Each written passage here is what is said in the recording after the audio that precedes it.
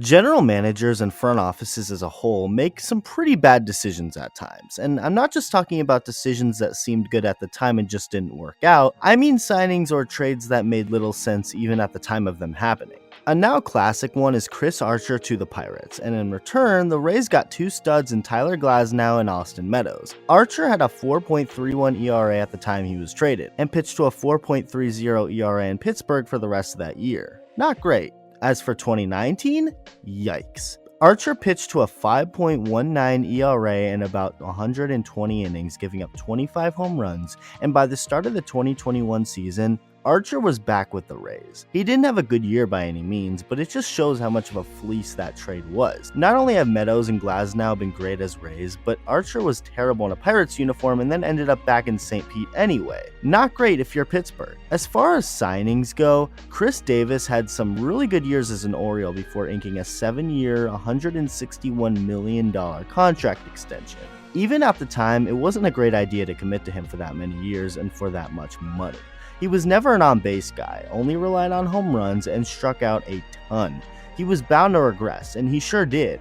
He ended up announcing his retirement before the contract even ended and is still owed $17 million for the 2022 season, along with deferred payments until 2037.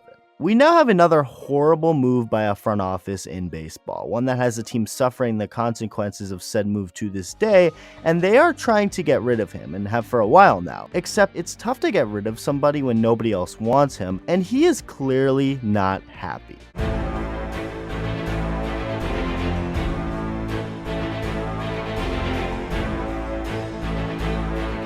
In honor of opening day coming right up, I want to take a moment to shout out the sponsor of this video, Thrive Fantasy, which is a daily fantasy sports and esports app for player props. If you want to make some money betting on games during the upcoming baseball season, you're going to want to listen to this. With Thrive Fantasy, you can eliminate the countless hours of research and focus on only the top tier athletes that have the biggest impact on the game. Here's how it works. You choose 10 out of the 20 available player props to build your lineup.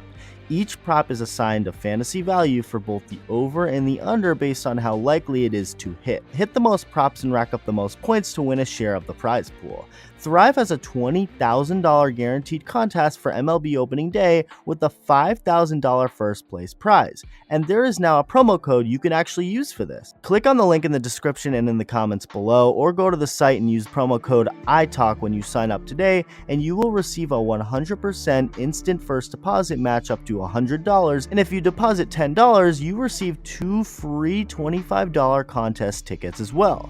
Download Thrive Fantasy on the App Store or Play Store by visiting their website www.thrivefantasy.com. Opening day is right around the corner, so sign up and prop up today. Make some money. Now, back to the video. Eric Hosmer had some big expectations coming out of American Heritage High School, with his talent alongside those expectations turning him into a 3rd overall pick by the Kansas City Royals, getting a $6 million signing bonus. 2011 ended up being his rookie year, and Hosmer delivered, finishing 3rd in the Rookie of the Year voting, and by 2012, the Royals were already hyping up Hosmer as the face of the franchise. Unfortunately, he was terrible that year.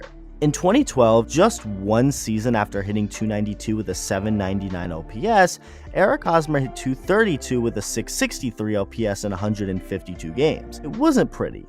But then 2013 arrived, and that was the start of something really special for the Royals. By 2013, the eventual World Series players were mostly assembled, and although they would miss the postseason that year, they did improve by 14 wins from 2012. Hosmer was only 23, and he improved drastically as well, hitting .302 with an .801 OPS. 2014 wasn't a great year at all for Hosmer stat-wise. He helped the team get to Game 7 of the World Series, but overall wasn't that good. But then 2015 arrived, and we all know what happened that year. The Royals went back to the World Series and won it this time around, with Hosmer hitting .297 with an .822 OPS, driving in 93 runs. He finished top 25 in the MVP voting while also winning his 3rd Gold Glove award in a row as a first baseman. 2016 was a solid year, as Hosmer became an all-star for the first and only time in his career up until this point. With that being said, his .266 batting average to go along with his .761 OPS was just not that impressive. The next season, 2017, was the final year of Hosmer's Royals contract, meaning it was pretty darn important for him. If you want the most money possible, you gotta go all out, and Hosmer sure did. In Hosmer's walk year, he played every single regular season game for the Royals. He was durable, he was reliable, and he was damn good. In 2017, Hosmer hit .318 with an .882 OPS, hitting 25 home runs for the second year in a row, finishing 14th in the MVP voting, winning his 4th Gold Glove award and his first Silver Slugger award. Again, Eric Hosmer was about to become a free agent, and he sure as hell played like he wanted some dough. And he got that dough. In February of 2018, Eric Hosmer signed an 8-year, $144 million contract with the San Diego Padres, with it being the largest contract in Padres franchise history up until that point. Man, has it been an awful contract. From the moment Eric Hosmer left Kansas City to put on a Padres uniform, he's produced little to no value for the Padres. In 2018, San Diego paid Hosmer $21 million to hit .253 with a .720 OPS.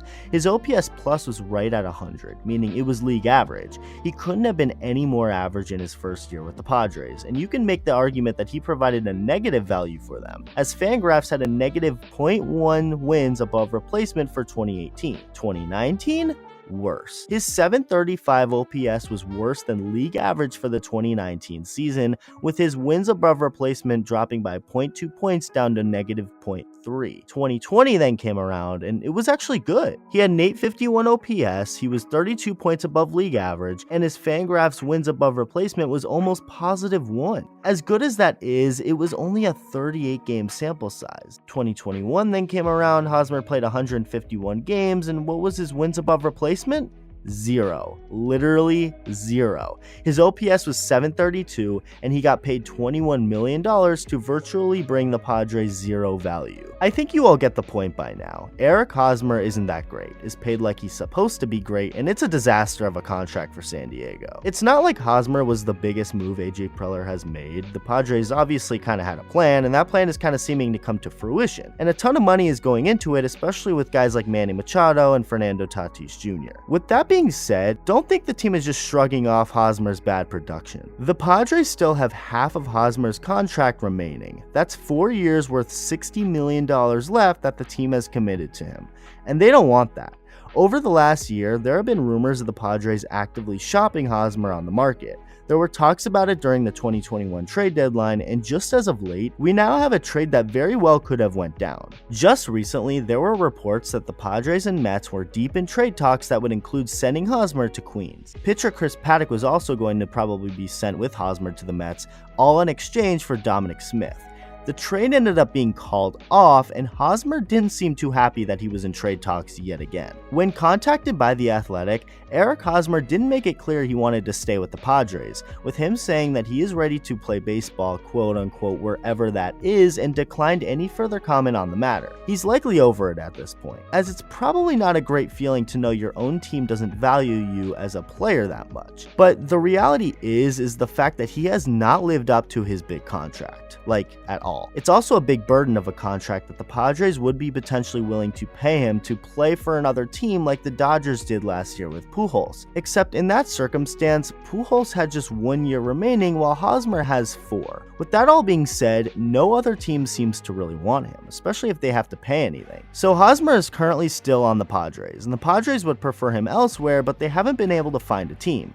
And he knows all this, yet they have to stick together for now. A little bit of a strange situation. You also then have the reports from Darren Smith last year when he reported that Eric Hosmer hated everyone and didn't talk to anyone in the Padres clubhouse by the end of the year. Now, how much truth is to that? Only Hosmer and the Padres themselves know, but Hosmer on the San Diego Padres doesn't seem like the perfect fit right now. Let me know what you think about the Eric Hosmer situation, and thank you for watching.